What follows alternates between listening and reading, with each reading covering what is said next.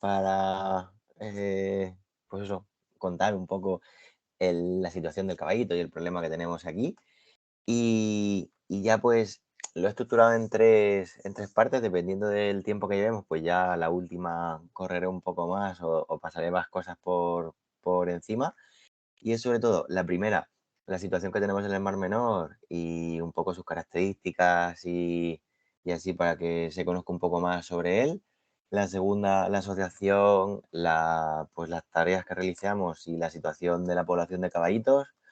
Y luego, pues si da tiempo, pues un poco el, pues cosas curiosas de la familia, de los simnátidos que nosotros tenemos aquí, un poco pues curiosidades de la especie y bueno, son todas fotos que hemos hecho aquí en nuestra zona, son fotos hechas por nosotros y así pues por lo menos para que se vea que lo que tenemos aquí es lo que enseñamos. Entonces, la primera parte es el Mar Menor, que es una laguna costera que está situada en el sureste de la península ibérica, dentro de España. Eh, es un mar que tiene más o menos unos 335 kilómetros cuadrados y realmente es una albufera bastante somera porque la profundidad máxima que tiene son 7 metros.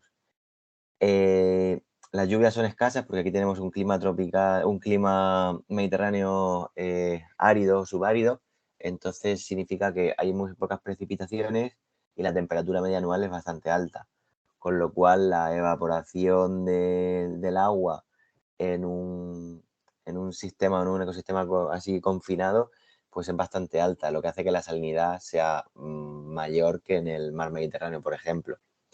Está separado por el mar Mediterráneo, por una barra de arena, que aquí lo llamamos La Manga, de que tiene 22 kilómetros de largo, con una anchura que oscila entre 100 y 900 metros en la parte más ancha. Aquí hay un dibujo así un poco hecho así a mano, de hace ya, no sé exactamente el tiempo que tendrá, lo único que está un poco está en vertical porque en horizontal no me daba para poder hacer lo que quería. Entonces, bueno, la historia que tenemos aquí es un poquillo pues desde el siglo II al IV aproximadamente. Lo que predominaba aquí era un dominio romano y entonces los romanos le pusieron su nombre y el nombre que le pusieron era Belich. En esta época, pues había unos pequeños muelles para poder hacer el salazón, porque en esa época, como no se podía conservar el pescado, hacían una especie de masa salada que se llama garum, y es lo que ellos así, era un alimento bastante reconocido de que tenía bastante valor. Y luego, pues ya también la actividad minera y agricultora, sobre todo en la minera, aquí tenemos minas de plomo y de plata. Entonces, pues también se explotaban desde esa época. Luego ya entraron los árabes y ya desde el siglo VIII al XIII aproximadamente, que los árabes sí que fueron capaces de explotar de una manera más eficiente y con mayor infraestructura el Mar Menor y ya pues apareció el primer puerto, la actividad minera seguía y sobre todo pues empezaron hay dos salinas aquí en el Mar Menor, una está en el norte y otra está en el sur y son pues eso, la actividad salinera que empezaron los árabes. Luego ya un poco pues la población de un sitio del Mar Menor que se llama San Pedro del Pinatar, pues ya como va creciendo, de principios del siglo XVII pasamos de 28 habitantes y luego ya ahora veremos en la década de los años 2000 cómo cambia de 28 a la población que hay actualmente.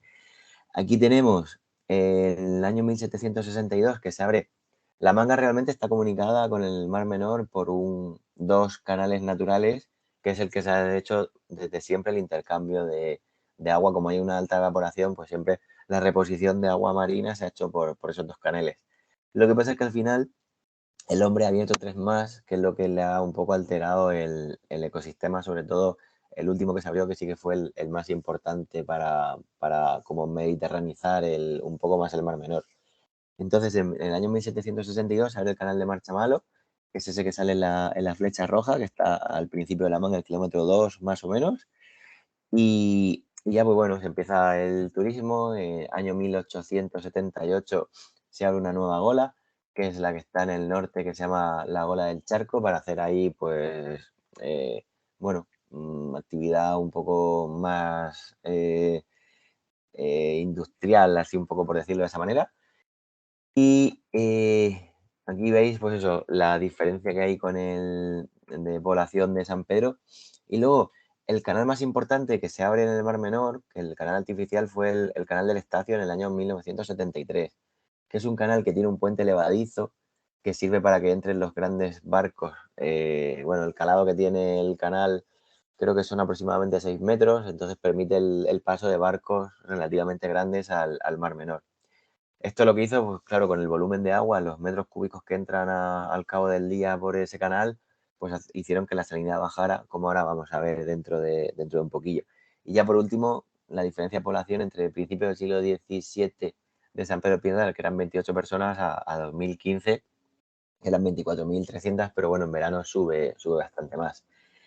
Y ya como os había dicho, tenemos las dos golas o canales naturales, que son las del Ventorrillo y de la Torre, que son estos verdes que tenemos arriba. Y luego, pues, estos dos canales es lo que tradicionalmente los romanos usaban para pescar, que como no había redes, lo hacían con caña. Y eso lo que hacen es un laberinto con caña, que es un método, pues eso, lo que había tradicional, y es igual que una red de pesca, lo que hacen es un pasillo con un tope para que los peces no puedan seguir, y llega un momento que acaba en este pequeño cerco con esta pequeña habitación, y ahí los peces entran y normalmente pues les tienen bastante dificultad en salir. Si veis, pues la entrada es muy pequeña, pero luego una vez que están dentro, la mayoría no salen. Y sobre todo lo que se captura en esas encañizadas es el pescado que entra normalmente del Mediterráneo al Mar Menor, como es la lubina, la dorada y mújoles o mugíridos, que son también peces bastante abundantes aquí. Como veis, pues bueno, los tres canales que habíamos dicho, el Charco, el Estacio y Marchamalo. Y este es el de Marchamalo, el primero que habíamos dicho, que no es un canal muy profundo, hay un intercambio de agua bastante escaso, pero bueno, este sí que es el del Estacio, que es el importante que habíamos dicho, que tiene el puente levadizo, y es el que nos ha hecho, pues como vemos aquí, la salinidad del Mar Menor aproximadamente a finales de 1870, bueno, 1860 más o menos, era de entre 60 y 70 miligramos por litro, que es una salinidad bastante alta. Realmente, pues esto era el factor limitante para que especies del Mediterráneo no pudieran entrar al Mar Menor, y las especies así más eurialinas, que son las que soportan esos grandes cambios de salinidad, pudieran vivir en el Mar Menor sin ningún tipo de problema. En el año 1973 es el que habíamos dicho que se abría el canal del Estacio, que es el canal más grande. Y simplemente con esa apertura ya tenemos esa salinidad que baja hasta prácticamente 20 puntos, entre 10, 20, es lo que simplemente con esa apertura va bajando. En el año 2016 la salinidad sigue bajando por ese intercambio tan alto de agua y esa reposición que es mayor de lo que se evapora. Y ya año 2021 estaba en 42 miligramos litro más o menos, pero realmente, bueno, la salinidad que tenemos en el Mediterráneo es de unos 37 miligramos por litro aproximadamente. Este año, más o menos, con todas las lluvias que ha habido, que hemos tenido un mes y medio, 2 meses de unas lluvias continuadas, que ha sido bastante, muy poco común esto que ha sucedido, está ahora mismo actualmente la salinidad en torno a 38 miligramos por litro. Así que, claro, está prácticamente a la misma salinidad que el Mediterráneo, pero bueno, ahora como viene la época de calor, en principio volverá a subir. Y ya pues aquí hay un pequeño gráfico de la evolución de la ictiofauna que ha habido en el Mar Menor, de los datos que hay, pues aproximadamente del siglo XIX más o menos, que teníamos pues unas 13 especies de peces, a cómo ha ido evolucionando de, pues eso, década de los 90 aproximadamente, ya teníamos 84 especies diferentes. Entonces, pues ese factor limitante que es la salinidad ha sido el que ha hecho que especies que no podían llegar al Mar Menor pues hayan podido colonizar esta laguna.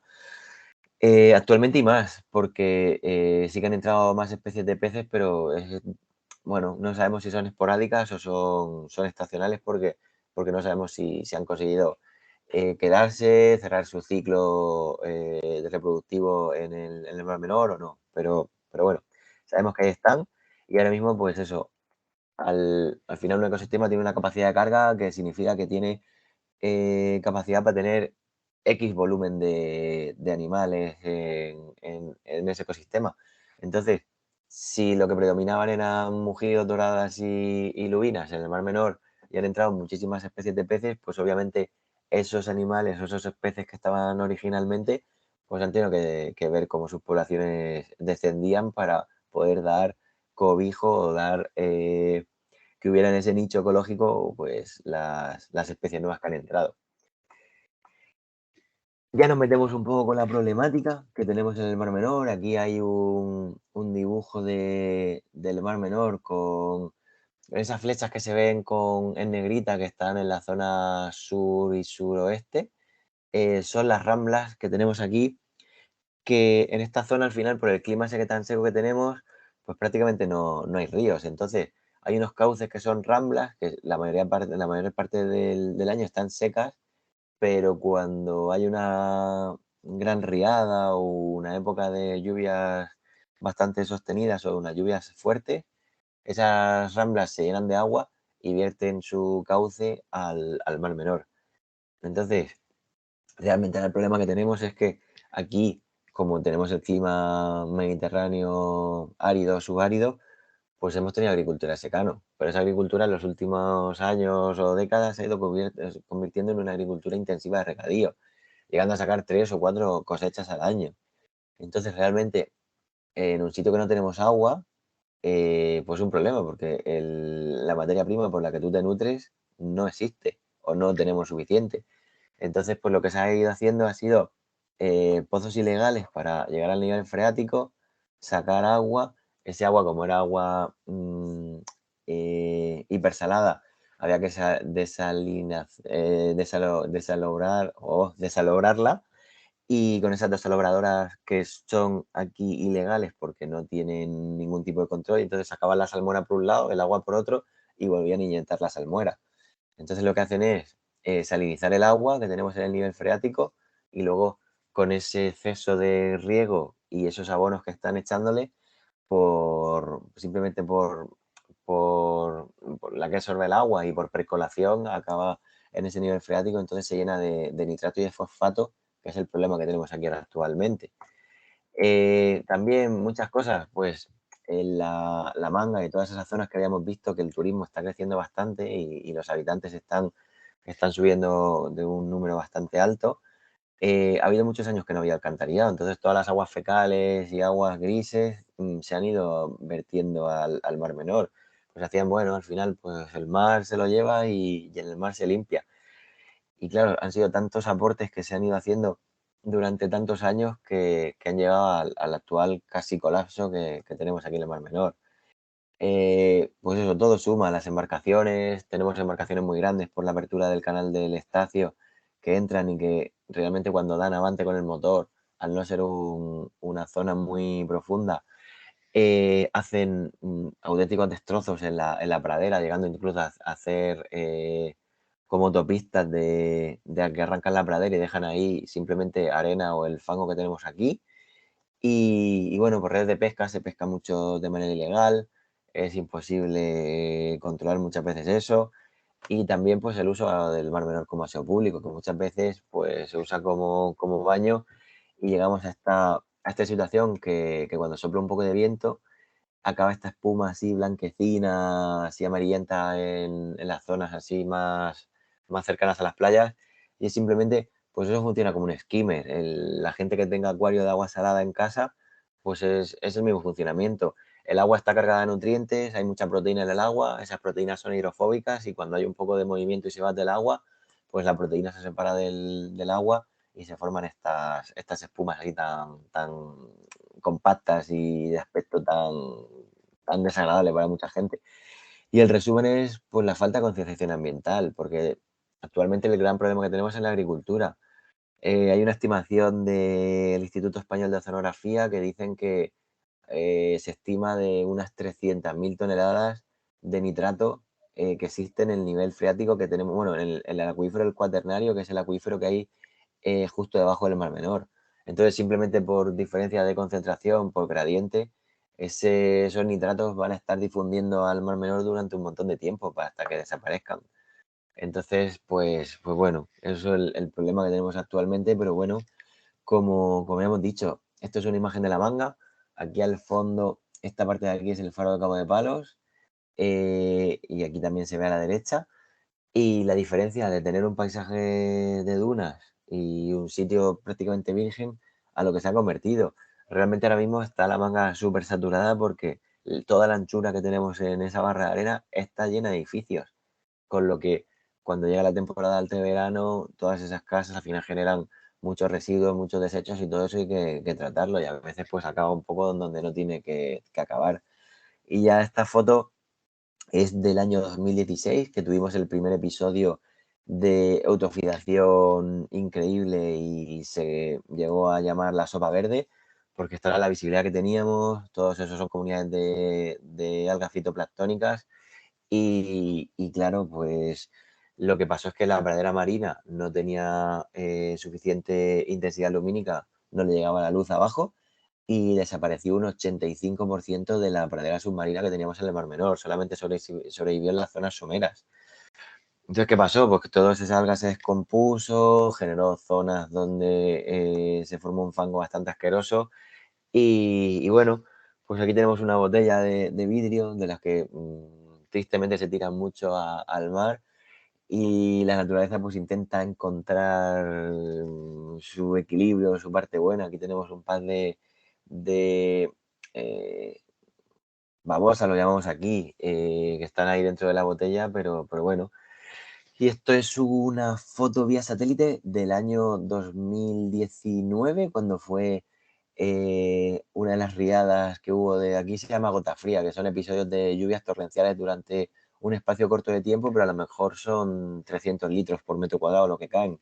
Entonces, todas esas aguas de arrastre y esas escorrentías, como acabaron en el Mar Menor, en toda esa zona de drenaje de las Ramblas y de la cuenca de drenaje que acaba en el Mar Menor. Y ahí está pues todo como se hacen tantas cosechas durante el año, la tierra no se va a compactar, y como es de un grano muy fino, pues en cuanto llueve lo va arrastrando. Aquí tenemos la fecha, 15 de septiembre de 2019, y bueno, aquí veis pues las inundaciones que hubo, que destrozó todo y fue un desastre. Eso fue, estamos hablando, 15 de septiembre de 2019.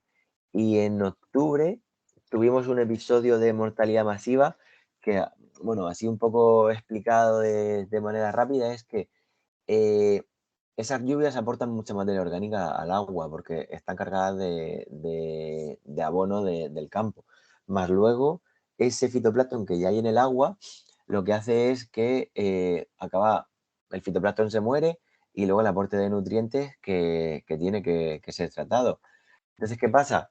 Que esa materia orgánica se descompone, y las que lo descomponen son las bacterias del azufre.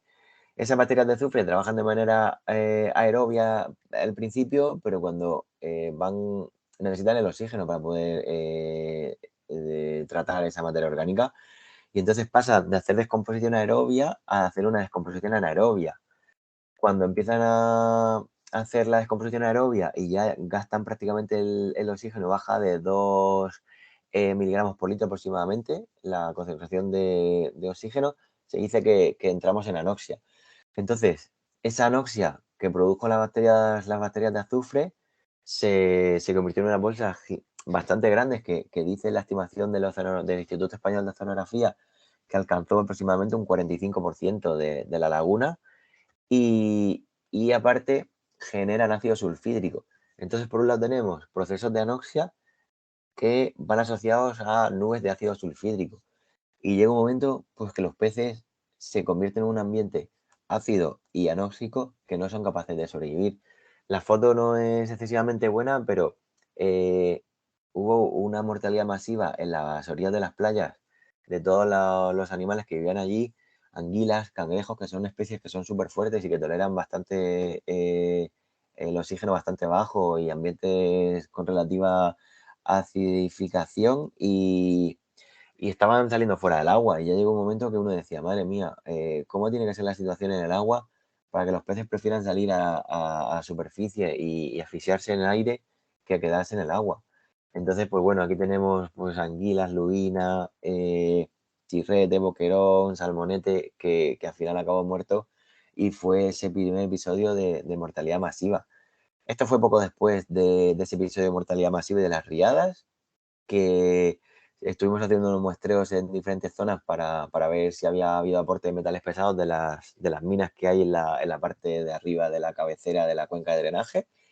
Y estas fotos se hizo con la cámara que yo tengo en 2,5 metros de agua. Entonces, la cámara lleva flashes, que son lo que dispararon a derecha e izquierda, pero el bajar a 2,5 metros era prácticamente como bajar a 80 o a 100 metros en cualquier mar, porque era esa situación de oscuridad máxima, porque había tal cantidad de turbidez en el agua y un fango y un ambiente tan inhóspito que era en esa profundidad tan escasa, era algo que era imposible de describir. La parte central era como se veía, en el momento que no se disparaban los flashes, era una oscuridad increíble y uno miraba al ordenador y decía, es que es imposible que estemos en 2, 3 metros de profundidad, 4 como mucho. Y fue pues eso, y aquí veis como no quedaba absolutamente nada de pradera y era todo fango. Otro de los problemas que hemos tenido, sobre todo con el caballito de mar, ha sido la extracción masiva. Hay un problema muy grande porque aquí hemos pasado de poblaciones de millones, de decenas de millones de caballitos en la laguna a la estimación que hay última en el Mar Menor, que es de 1.350 aproximadamente ejemplares en todo el Mar Menor. Entonces, ¿qué pasaba antes? Que los pescadores cuando calaban las redes, aparte de su pesca, pues salía como la pesca accesoria, que son pues el bycatch, que se llama, que es pues la pesca accidental. Y al haber tal cantidad de caballitos, pues se enganchaban muchas veces en las redes y ellos realmente le sacaron un beneficio económico porque los vendían, por un lado, para exportación a China para medicina tradicional, porque el caballito, pues como siempre, se piensa que cura muchas cosas, que es afrodisíaco, todas las, como el cuerno de rinoceronte, cosas que sean raras y que sean animales así un poco diferentes, pues todo vale para la impotencia y para la medicina china. Entonces, por un lado se exportaba a China y por otro tenemos noticias de que había empresas que decían que potenciaba el celo de las vacas. Entonces se mandaba a Barcelona y en Barcelona también lo hacían polvo y lo echaban en el pienso de las vacas para mejorar la fertilidad. Entonces, pues son cosas que uno, la verdad, que no sabe de dónde, porque realmente en científico no hay ahí nada ni vamos, ningún indicio de que eso sea así. Pero bueno, y aquí hay un decomiso de la Guardia Civil que se hizo en Málaga en el año 2017, que se sacaron pues 7 kilos de caballito más o menos y lo tenían una persona en el aeropuerto ya, un ciudadano chino que se los iba a llevar y le compraban los caballitos por 10.000 euros. Al final 7 kilos de caballito, más o menos entre unos 10 gramos de media que pesa el caballito seco, son 2.100 caballitos. Entonces, pues es una merma en la población que resulta como desastre gigantesco. Y ya el año, porque al final hemos tenido aquí últimamente episodios de mortalidad masiva, el año pasado, el 2 de agosto, está la foto de más o menos la turbidez que teníamos en el Mar Menor con ese bloom de fitoplancton que sucede cuando estos últimos años, cuando hay una temperatura muy alta durante mucho tiempo y las horas de luz que son bastante elevadas. Y, y sin embargo, del 2 al 4 de agosto, la diferencia del agua fue algo apoteósico. Empezó a haber una turbidez en el agua de manera tan drástica y aquí ya el 25 de agosto era prácticamente chocolate. No se podía uno. Yo normalmente todos los años, aunque haya habido episodios de mortalidad, siempre me he bañado, pero este año pasado fue el primero que era increíble, porque es que ya sea uno con el bañador manchado es algo que es que no es agradable. Y lo que consiguió esa turbidez es otro nuevo episodio de anoxia con nueva mortalidad de peces. Este año lo que pasa es que el gobierno ya sabía que podía pasar las bolsas de anoxia, que estaban preparados para realizar con brigadas de limpieza, pues limpiar todo el pescado y quitarlo de las playas porque Aquí juegan mucho con la imagen y al final pues un poco hacen que la gente pues bueno, no pueda ver las cosas como realmente son. Este es el vídeo del 25 de agosto para que veáis cómo estaba la barandilla, que es que se ve ahí cómo entra la barandilla, pero no hay ni nada. Es una barandilla que tiene un color azul que se vería bastante bien, pero es que no tiene nada. Y esta es la aparición de los peces de la mortalidad que hubo en las playas. Si veis es que es una manta de peces, por ahí hay alguno vivo todavía que está un poco coleando, pero es que eso, llega un momento que la concentración de oxígeno es tan baja que es imposible que viva ahí nada. Y ya conforme se van muriendo los peces, pues esa materia orgánica de los cuerpos de los peces empieza a descomponerse y todavía demanda más oxígeno. Entonces es un desastre que no sabemos cómo pues, le está afectando obviamente a las poblaciones de caballitos, les afecta porque realmente los caballitos tienen una movilidad muy reducida. Entonces, ahora os enseñaré los episodios que hemos tenido de mortalidad y cómo han ido afectando a estas poblaciones de caballitos. Si veis, es que hay allí una cantidad de peces que se le cae a uno el alma a los pies viéndolo porque es que no hay palabras para ver qué es lo que está pasando. Este año ya se ha advertido que las concentraciones de oxígeno están bajando y estamos así desde abril. Esto está pasando en agosto, septiembre. Si estamos ya en abril, mayo, junio con este problema, no sabemos si se va a adelantar el episodio de mortalidad masiva o qué va a pasar, pero es que es algo que no hay por dónde poder solucionarlo. Sin embargo, todos esos problemas existen y tenemos 5 fibras de protección del Mar Menor, 2 internacionales, 2 europeas y una regional, como son los espacios CEPA, humedal Ramsar, zona CEPIN, zona LIC, que son pues zonas de importancia comunitaria, humedal de importancia internacional y ese espacio natural protegido, y aún así la dejadez del gobierno en proteger el Mar Menor es increíble y no se está haciendo nada. Y ahora ya ha salido una iniciativa popular que se llama ILP, que es la de dotar de personalidad jurídica al Mar Menor, que necesitaba una recaudación de 500.000 firmas para poder llevarla a cabo. Se consiguieron antes de lo previsto y ahora mismo está en el Congreso de los Diputados, se aprobó y falta que saquen la ley. Entonces, una vez que salga, dotaría al Mar Menor de personalidad jurídica para poder defenderse ante estas agresiones y que no suceda más. Entonces, de esta manera sería el primer ecosistema del mundo que conseguiría una figura de protección legal. Estamos ahí luchando con eso y vamos a ver si por fin lo conseguimos. Y esa es la parte un poco problemática, toda la situación actual. Es que es muy difícil también de explicar porque son tantísimas las cosas que en una presentación así de una hora es que se queda corto porque hay mucho de lo que hablar y son muchísimos frentes los que tenemos por ahí actuando. Entonces, nos metemos un poco ya dentro de la asociación, qué es lo que hacemos, cuáles son los proyectos que hemos llevado a cabo. Aquí tenemos una salida que se hizo, esto fue el año 2009, creo que fue, o 2010, y aquí ya pues era cuando yo estaba de coordinador de la asociación, llevando todas las salidas, y el objetivo que tenemos es el cuantificar las poblaciones de caballitos en el Mar Menor, el conocer la evolución que llevan las poblaciones de caballitos para conseguir protegerlos, que es el fin que tenemos. Eh, lo que se necesita, bueno, la asociación se constituyó en 2006 y el objetivo que habíamos dicho es el protegerlo, pero aquí en España tenemos un catálogo de especies protegidas que es el Catálogo Español de Especies Amenazadas. Si ese catálogo se incluye en ese catálogo una especie, el gobierno de las comunidades o de las regiones donde habita esa especie está obligada a crear un plan de recuperación y de conservación de la especie para que no desaparezca. Entonces, hay dos epígrafes. Uno que es dentro de la zona vulnerable, que es el primero, y es que la población ha disminuido un 50% en los últimos 10 años o 3 generaciones. Obviamente, como el caballito mar tiene una esperanza de vida corta de unos 2, 4 años aproximadamente, realmente el que sean 3 generaciones, pues fluctúan mucho las poblaciones. De esa manera, en los 10 años sí que tenemos unos datos más consistentes. Y luego, en peligro de extinción, que sería el otro apartado, es que la población disminuye un 70%.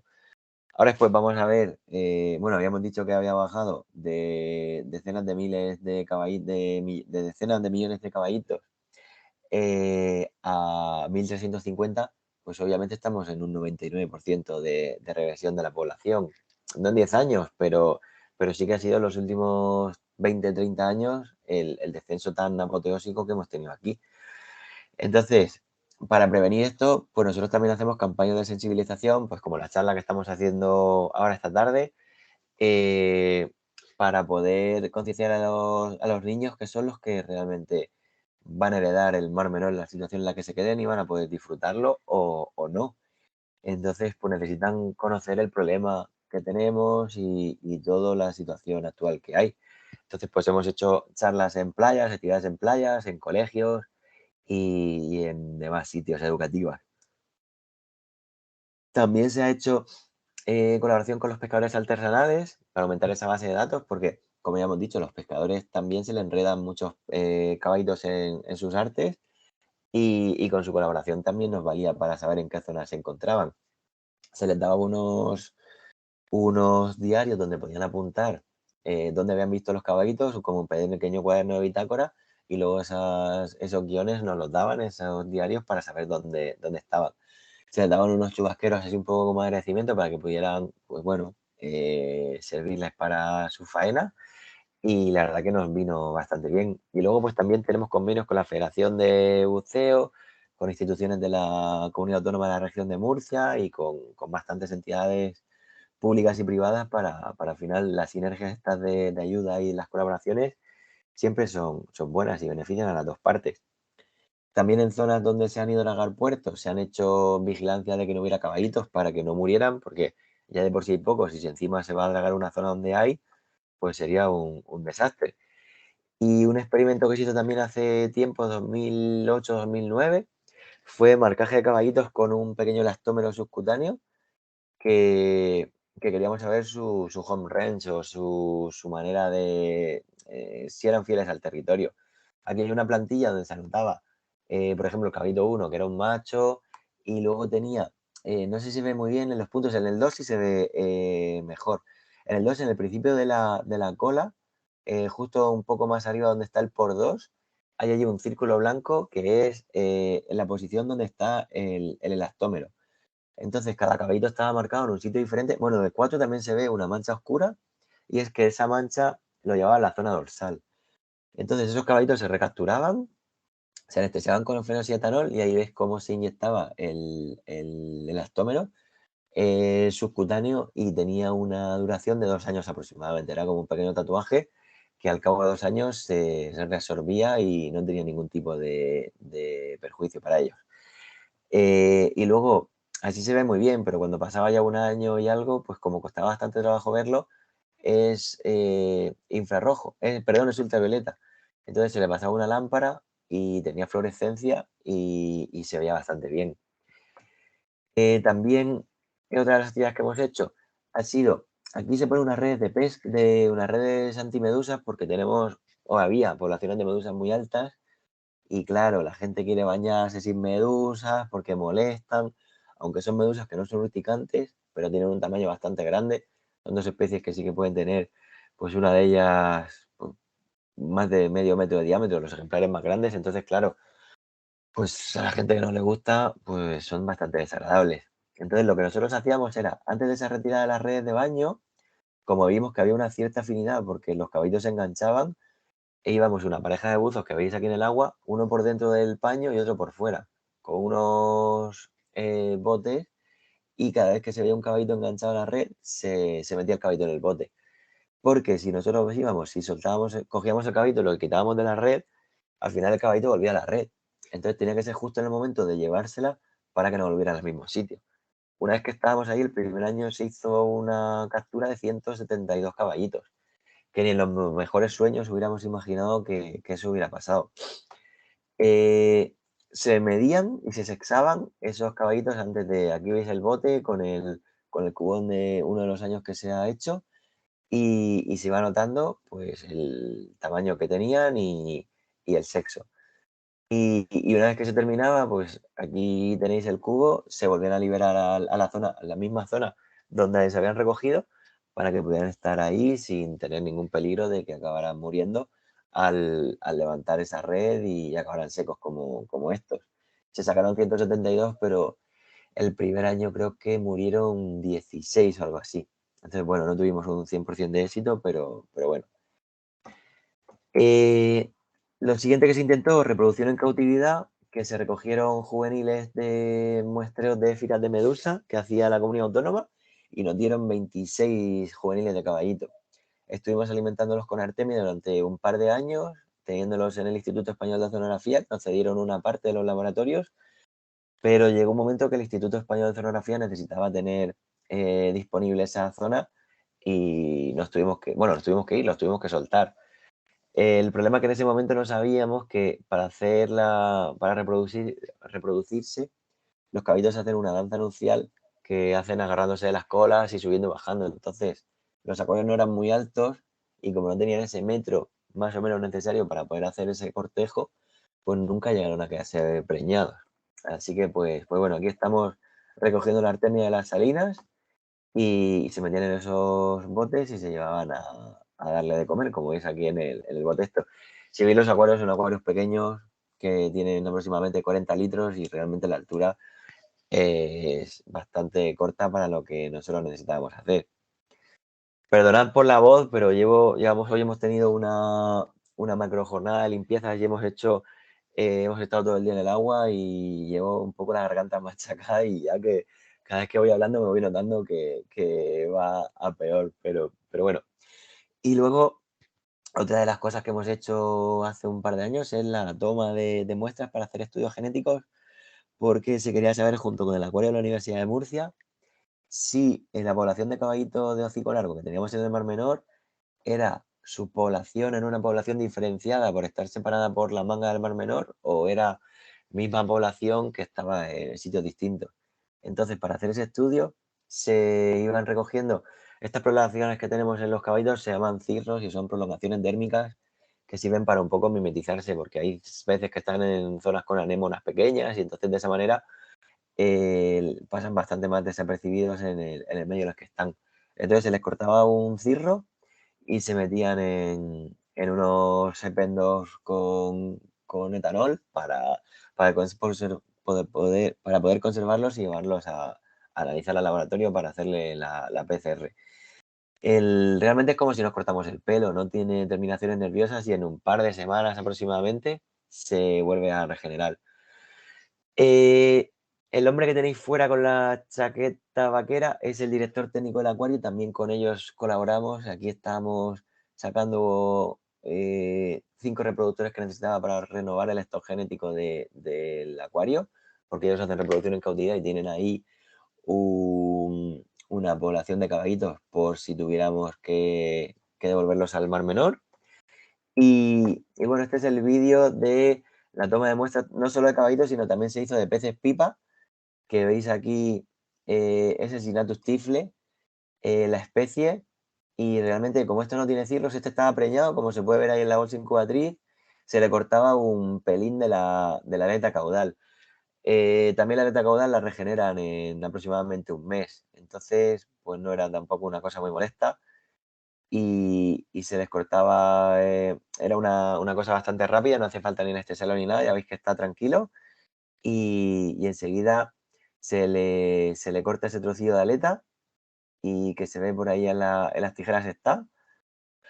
El pez pipa ni se entera prácticamente y ahí ya se abre el Eppendorf y por ahí, no sé si la resolución que se verá, yo lo veo bien, pero no sé si lo veréis ahí, que se ve el trocillo de aleta. No hace falta coger una cosa muy grande porque realmente la muestra no necesita mucho, estamos hablando de microgramos, lo que hace falta. Y ya pues se guarda con el Eppendorf y se lleva luego a analizar. El tipo de muestreos que hacemos nosotros para hacer la evaluación de población, la estimación de población, son en parejas, obviamente, con esas boyas que tenemos ahí y con una tablilla, con un papel especial que es submarino, con unos esquemas, y en esos esquemas anotamos el tipo de fondo que vamos encontrando y la distancia que abarcamos. Entonces aquí veis una pareja de buceadores, en la parte de abajo tenemos el avistamiento de ejemplares, que se ve la profundidad a la que estamos y la especie, que este sería el Sinatus agaster, que es una aguja más pequeña que el pez pipa. Y entonces lo que se hace es, ahora vamos con una cinta métrica que ahí en la foto nos sale, y esa cinta métrica, bueno, son en carretes de espelobuceo que tienen 120 metros de largo. Con lo cual abarcamos 120 metros de largo en cada transecto y 1,20 m de ancho por cada buceador, porque vamos con un palo de PVC que va marcado con la superficie de muestreo que tiene que hacer cada buzo. Más o menos en cada muestreo, cada pareja hace 3 transectos. Ya hemos dicho que son 120 metros por 1,20 bueno, por 2,40 de largo, de ancho, perdón. Y eso sumado al final durante toda la salida del año, pues hacen bastante cantidad de metros cuadrados que vamos muestreando, que nos ayudan a hacer esas estimaciones de población. El problema que tenemos aquí en el Mar Menor, como ya hemos visto, sobre todo cuando empezamos la temporada, al ser un mar más pequeño, la temperatura baja bastante, llega a 9, 8 grados en invierno, porque se calienta bastante el agua. Y en verano, pues esa temperatura es todo lo contrario, llegamos a 31, 32 grados, con lo que se hace, pues es una diferencia muy grande. En verano pasamos calor, en invierno pasamos bastante frío, la salinidad del agua, como ya hemos dicho, es mayor, bueno, aproximadamente 43 partes por millón de sal, y necesitamos lactonos más. Entonces es al final mucho más incómodo, y la mala visibilidad que tenemos, que a veces se nos complica bastante para poder hacer muestreo, porque si veis aquí, es otro vídeo de cómo se muestrea, la visibilidad es muy mala. Aquí tenéis el palo de PVC con la anchura que hace cada buceador, y, por ahí por en medio, el de la izquierda lleva la cinta métrica, la de espelobuceo. Si lo veis, que ese carrete ese plateado lleva un hilo que va marcado a cada 10 metros, y es por la manera, no sé si veis, el buzo que va detrás prácticamente no se ve. Lleva la tablilla en la mano, ahora como se acercará un poco más, y esa es la anchura de muestreo que tenemos. Obviamente en este tipo de fondo que es fango, pues se hace bastante rápido, porque si hay un caballito se ve. Lo normal es que el caballito no esté ahí, porque necesita una pradera donde cobijarse. ¿No veis el carrete cómo va desenrollándose solo? Y ella lleva la tablilla con la, con el papel para ir anotando las cosas que van apareciendo. Y ya entramos un poco en el tipo de muestreo. Hacemos 3 tipos de estrato. Uno sería el litoral, que es el que se ve más claro, que es en la orilla, que va desde la orilla de la playa hasta 400 metros hacia adentro. Y en las islas, en vez de 400 metros, serían 300 metros.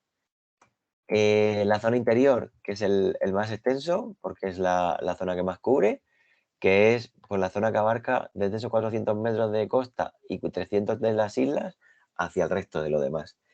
Y ya por último, el estrato rocoso, que son escolleras, los puertos deportivos y zonas de, de exteriores de puertos, que son las que son zona mínima, pero son realmente las que mayor densidad de caballitos estamos teniendo. Aquí se ve cómo se hacen los muestreos con esos 120 metros lineales por 1,20 de ancho. Ya las evoluciones de las poblaciones que estamos teniendo, como estamos con el Catálogo Español de Especies Amenazadas y queríamos saber desde 10 años atrás, pues el estudio empezó en 2011. Con lo cual, como podemos ver, el estrato donde más hay es el rocoso, con 59,8 caballitos por hectárea, que es una población bastante alta. El interior de la cubeta, pese a ser el más extenso, es el que menor densidad tiene, y luego el litoral, que es el segundo. Aquí a la izquierda tenéis el mapa de densidad, las zonas más oscuras es donde tenemos los puntos calientes de población, y la estimación total de esos 10,5 caballitos por hectárea es de unos 141.000 caballitos. Eso en el año 2011. Habíamos dicho que en el año 2021, creo que fue el último dato de población, porque en el 22 hubo, perdón, el 19, porque el 20, no, en el 2020, porque en el 21 hubo mortalidad masiva. Pasamos de 141.000 a 1.350 en ese año 2020. Así que en 9 años ha bajado la población un 99% también.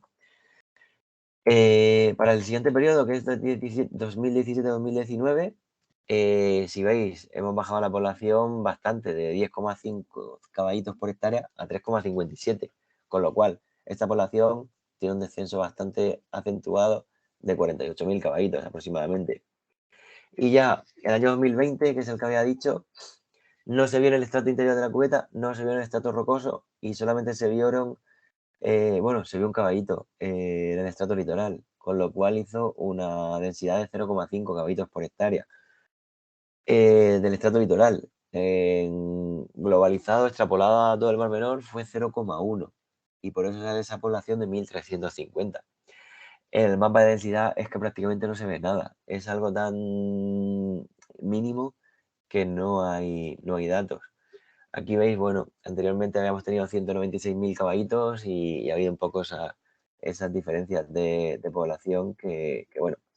El año 2021 no tenemos datos porque hubo otro episodio de mortalidad masiva, con lo cual este 2022 no sabemos cómo nos vamos a encontrar. De momento llevamos 6 salidas y no hemos visto ningún caballito. Pero es que no hemos visto también prácticamente peces aguja, que siempre se han visto un montón. Entonces, eso nos demuestra que la población de caballitos está o los signatios estaban en un peligro bastante importante. Y ya os cuento un poquillo sobre los caballitos, las especies que tenemos aquí, así de manera rápida, y ya terminamos. En el Mediterráneo, aquí tenemos 2 ejemplares de caballitos. Uno es el Hippocampus gutulatus y el otro es el Hippocampus hippocampus. El Hippocampus gutulatus es el que está tanto en el Mar Menor como en el Mediterráneo. Pero, sin embargo, el Hippocampus hippocampus solamente, como no tolera bien la salinidad, está en el Mediterráneo. La diferencia que tenemos entre uno y otro no es solamente el color, porque al final se mimetizan en el sitio en el que están y cada uno torna un color parecido. Es el hocico. El Hippocampus hippocampus es de la izquierda, que es el caballito de mar de hocico corto, y el caballito de la derecha es el Hippocampus gutulatus, que es el caballito de mar de hocico largo, que es el que tenemos en el Mar Menor. Entonces, así parece muy fácil, pero claro, porque estamos poniendo fotos, pero cuando uno ve un caballito solamente, obviamente el de la izquierda es el Hippocampus hippocampus, que es el del hocico corto, y el de la derecha es el Gutulatus. Pero si veis aquí, la diferencia del hocico tampoco es tan larga. Entonces al final hay que tener un ojo un poco más hecho para poder distinguirlos. Otra cosa característica que diferencia al Hippocampus hippocampus del Gutulatus es que el Hippocampus hippocampus tiene esa pequeña cresta ósea que hay ahí justo encima del ojo entre las dos manchas blanquecinas, que el Hippocampus gutulatus no suele tener tan pronunciada. Los cirros depende del ejemplar, no tiene por qué uno presenta y otro no, cada uno dependiendo de cómo esté. ¿No veis la cresta? El de la izquierda se ve bastante bien y el de la derecha, pues bueno, es un poco más difusa. Y aparte de esas dos especies de signatios, tenemos el Signatus agaster, que es la aguja de río, que es bastante pequeña, tiene en torno a unos 10 centímetros, la boca cilíndrica y tubular. Y bueno, también hay Signatus acus, que es algo que son entradas esporádicas, que no es habitual. Y se ha quedado aquí colgada la página, a ver, ahora. El Signatus sagaster, que no me va a salir, bueno, se ha quedado aquí, no consigue. El Signatus tifle, que es el pez pipa, que es el que habíamos visto que salíamos quitándole la aleta caudal, el trocillo de aleta caudal. Entonces, pues bueno, el caballito, el Hippocampus gutulatus que tenemos aquí, que muchas veces la gente anda así un poco perdida, pues es un pesteleósteo. Realmente es un saco de huesos con pellejo, no tiene mucho más. La experiencia de vida que tenemos aquí es de unos 3 a 5 años. 5 años en acuario, en cautividad, y normalmente es unos 3, 4, como mucho, muchísimo más. Vienen en torno a 3 años la experiencia de vida en libertad. El tamaño, las hembras son un poco más grandes, tienen unos 18 centímetros y los machos son un pelín más pequeños y andan en torno a 16. La alimentación, pese a que no lo parezca, pero es un carnívoro, un gran carnívoro.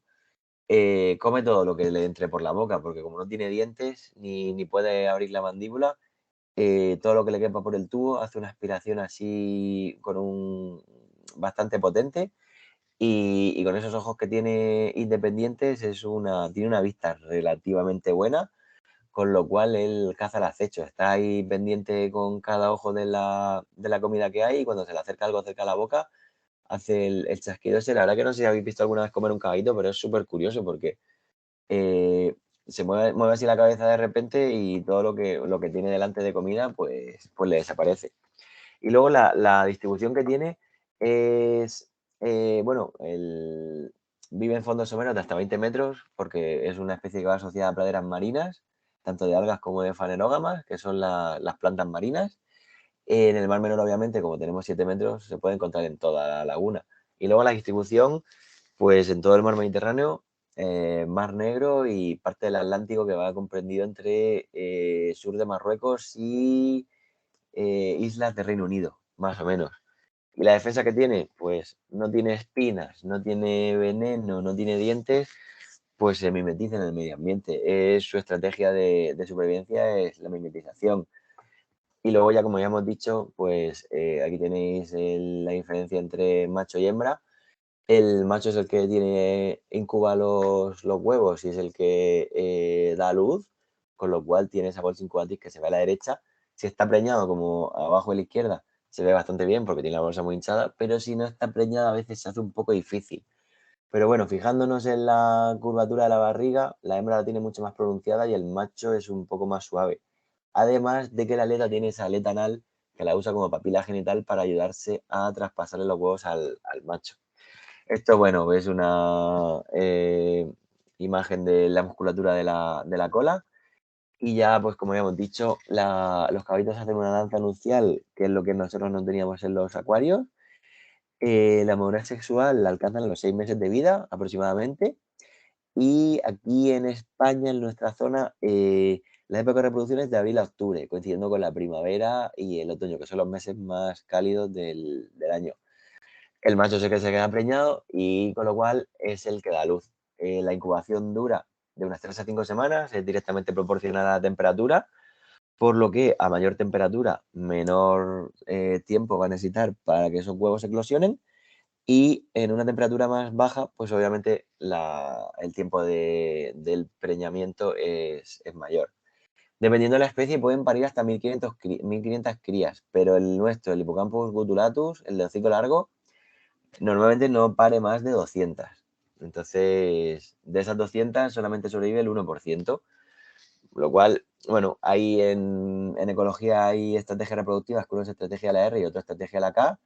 El ser humano es de la K porque tiene una cría normalmente o un solo descendiente y gasta mucha energía y le da bastantes cuidados, pero sin embargo los estrategas de la R tienen una cantidad de crías bastante más grande, una descendencia muy alta y no le prestan ningún tipo de cuidado, con lo cual no gastan energía en eso y la supervivencia obviamente es bastante más pequeña. Aquí veis un macho preñado que se ve súper bien como tiene esa bolsa, que la verdad que el parto seguro que sería días después porque era increíble el tamaño que tenía. Y eh, un corte de la bolsa incubatriz que se ven los huevos una vez que eclosionen y que el macho pare, aparte de los caballitos que son miniaturas de los padres, obviamente el corión con el corión del huevo también es expulsado, lo que pasa es que no se llega a ver. Eh, lo que sí que se ha visto aquí en el Mar Menor, porque al final es complicado ver a los recién nacidos eh, cómo se dispersan, la estrategia que tienen para colonizar diferentes nichos ecológicos es bastante curiosa, porque los juveniles cuando se reproducen acaban en la columna de agua y permanecen en la columna de agua un par de semanas aproximadamente. Entonces ellos lo que hacen es agarrarse. Esto es una hoja de cimodocea, que es una planta marina que es típica de aquí del Mar Menor. Se agarran esa hoja de cimodocea y lo que hacen es dejarse llevar por el viento o la corriente. Con lo cual, en un par de semanas bajarían y serían demersales y mientras tanto, pues desde el lugar del parto hasta el que se van al fondo y se hacen bentónicos, pasa mucho tiempo y mucha distancia. y colonizan unos hábitats que no podrían hacer de manera natural. Así que pues hemos visto que cuando viene la época reproductiva como ahora, muchas veces en hojas o en objetos flotantes aparecen caballitos pequeños si ha habido un macho cerca y ha habido un parto hace poco tiempo. Así que es algo que la verdad que es súper curioso y que fuera del Mar Menor no se había visto prácticamente nunca. Pero claro, como habíamos dicho, también hay mortalidad. Tenemos muchas anémonas, esto es también una base de una hoja de Decimoscea, y si veis ahí, pues un día vimos un caballito que iba en una hoja de Decimoscea, se soltó y hay veces que hay tanta cantidad de anémonas, pues que el pobre acabó en ella. Yo lo saqué de la primera anémona, pero al final con lo urticante que son, el pobre la verdad que estaba hecho polvo, no iba a sobrevivir y empezó a moverse, a moverse, a moverse hasta que lo atrapó una segunda. Ya no lo saqué porque es que era alargar una agonía que no merecía la pena. Fue un momento un poco triste, pero bueno, la naturaleza es cruel y muchas veces hay cosas que son bastante desagradables. La alimentación que habíamos dicho, estos son misidáceos, que son unos crustáceos bastante comunes que tenemos aquí, que son unas gambas parecidas al krill, y eso es lo que come. Conforme le pasa por delante, hay unas nubes que se forman ahí bastante grandes y esas pequeñas nubes, pues el caballito allí se pone a tope de comer. Eh, no tienen, perdón, que es que el día ha sido muy intenso y ya se me va un poco el cansancio. No tienen estómago, realmente no tienen un estómago verdadero, tienen una cavidad gástrica donde ahí, bueno, hacen una digestión así muy primitiva, por lo que comen constantemente. Entonces, por eso decía que eran depredadores o carnívoros bastante fuertes porque se pasan el día comiendo.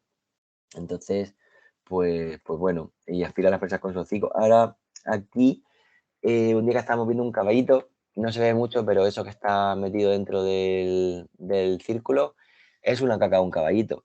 Entonces, como curiosidad, ya que lo vimos y aprovechamos ese momento, lo llevamos al microscopio, no, a la lupa, y analizamos el que había comido el caballito.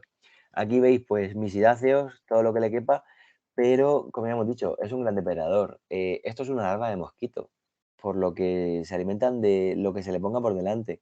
Da lo mismo si es larva de mosquitos, crustáceo, es un pez. Obviamente, lo nutricionalmente mejor para ellos es el pez, porque al final estos tienen caparazones quitinosos, tanto larva de mosquito como crustáceos, y prácticamente todo lo que comen, si veis aquí la quela de un pequeño crustáceo, ahí es imposible aprovechar nada, así es que eso no hay quien lo digiera. Y bueno, pues tenéis más patas, otra quela por ahí y ya pues bueno. La estrategia defensiva, habíamos dicho, esto es una lubina. Los peces tienen una aleta caudal muy desarrollada, tanto para nadar como para cazar y para moverse. Sin embargo, el caballito la ha modificado en una cola prensil, con la que se agarra al sustrato. Entonces, pues esa libertad de movimiento, esa capacidad de movimiento no la tiene. Y a cambio tiene esa pequeña aleta dorsal nadadora que se mueve con un abanico que en comparación con la superficie del cuerpo, con el volumen que tiene el cuerpo, pues no es muy grande. Entonces, pues tiene unos movimientos bastante malos. Por lo que su estrategia de supervivencia es mimetización. Aquí veis cómo está ahí en unas alguillas y nosotros llegamos y el caballito lo que hace es meter el hocico dentro y dejar la menor parte del cuerpo fuera. Este es época de invierno, que se le pone mucho fango por encima y bueno, este es el ojo de aquí, se le ve el morro, cabeza, cuerpo y la cola viene por aquí. La foto está hecha muy de cerca, pero claro, hay que pensar que si nosotros vamos medio metro por ahí del caballito, parece un caballito de terracota, es que es imposible verlo. Este es un caballito del Mediterráneo, pero bueno, para que veáis que al final el color que tienen es más o menos el mismo en el hábitat en el que están. Hay veces que hay fallos cromáticos, como por ejemplo con este, que tenía ahí una zona así rojiza, pero el resto era blanco. Entonces, pues era una faena para él porque realmente pasar desapercibido no puede pasar con esa coloración porque se ve bastante bien. Pero claro, no siempre funciona eso. Esto de aquí es el estómago de una dorada de un compañero que se encontró en 2016 de 2 kilos, la sacó, la evisceró porque se le iba a comer y cuando le cogí el estómago aparecieron estos 5 caballitos. Más depredadores que tiene. Tenemos problemas ahora mismo con el cangrejo azul, la jaiba, que es el Calinectes sapidus, cangrejo que ha venido del norte de América. Y no tiene depredadores, está desplazando el cangrejo autóctono. Y si veis aquí, un caballito que nos encontramos, no le pudimos echar fotos porque estaba en una zona súper fangosa, debajo de una plancha metálica, y en cuanto se movía un poco se enfangaba y era imposible sacarlo. Pero ya veis aquí que empezó por comerse la cabeza. Entonces es algo que es un poco difícil de ver. Y ya el hábitat, y terminamos con un vídeo de cómo estaba el mar menor por aquí. Pues el hábitat tenemos fanerogamas marinas, puede ser cimocenodosa o rupia cirrosa. Esto de aquí, bueno, se parecen mucho las dos. La cimocea es la que habíamos visto en la dispersión de los cabitos, que son las hojas esas finas, y la rupia es una alga, una planta marina que es más alta, forma unos enredados bastante grandes y sus hojas y tallos son ramificados. Entonces, pues es más fácil de diferenciar, pero es menos común. Y luego la Caulerpa prolífera, que no sé si esto vino del Mar Rojo, eh, pues praderas de algas es también donde prefieren estar. Lo más difícil de ver en zonas de arena, que son al final ecosistemas de transición que están, obviamente aquí es carne de cañón para que se lo puedan comer. Entonces está o bien buscando alimento o bien buscando una hembra. Y ya por último, tenemos aquí un vídeo de cómo era el Mar Menor en el año 2015, que fue cuando lo grabó nuestro voluntario. Era bastante frecuente ver caballitos y la verdad que tuvimos unos años muy buenos. ¿No veis aquí? Es un briozó y ahí está el caballito sujeto. Esto es una hembra que se ve la papila genital. Esos son hojas de cimocea, que al final son los hábitats que prefiere. Bueno, un gobio, que también tenemos muchos por aquí. Esta es la aguja de río, que es el Sinatus agaster. Y ya pues si veis, pues están siempre normalmente enganchados en el sustrato. Esto es una liebre de mar, que son unos opistobranquios. Otra hembra.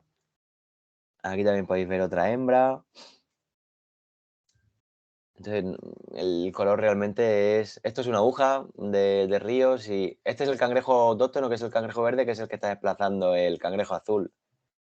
Y ya pues esto, la liebre de mar, pues es un molusco al final, pues tiene su manera de ahuyentar a los depredadores, igual que un calamar o un pulpo que suelta tinta, pues ellos también tiran esa púrpura. Ahí tenemos un gobio y una liebre de mar. Otra aguja, si veis al final, son prácticamente iguales que las hojas de Cimocea. Entonces hay que tener un ojo bueno para poder distinguirlos porque, por eso, se mimetizan muy bien con el ambiente en el que están. Esto es otra hembra. Las liebres de mar estas van haciendo, para reproducirse, van unas detrás de otras. Hacen ahí unos caminos bastante curiosos.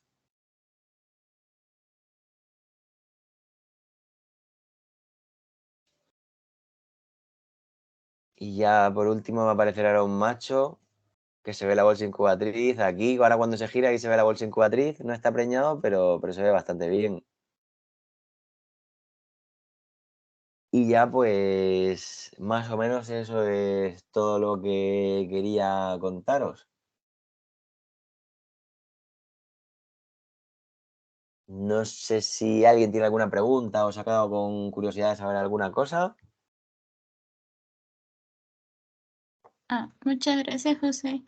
Nada, Pues en el chat no han dejado ninguna consulta, pero en sí, el formulario dejaron una y era sí, más con respecto a la actitud que han tenido los pescadores. O sea, tú nos comentabas sí, que ujú, han trabajado, bueno, vienen trabajando con sí, pobladores y pescadores. ujú, ¿Cómo ha sido esto? ¿Ha sido buena la acogida o qué problemáticas han tenido ustedes al inicio del proyecto? sí.